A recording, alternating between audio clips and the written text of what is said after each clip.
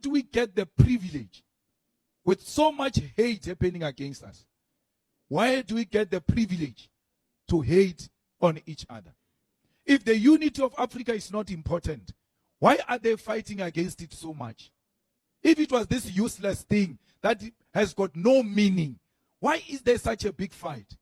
They know that the only way they could conquer Africa, they had to divide it.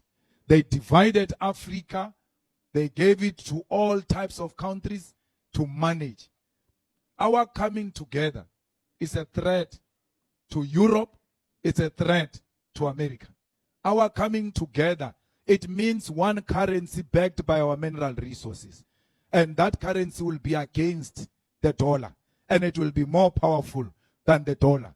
Our coming together means one parliament, which means there will never be pockets of dictators who take over governments in Africa through a barrel of a gun.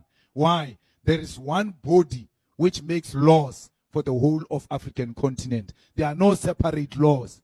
There is one president for the whole of Africa.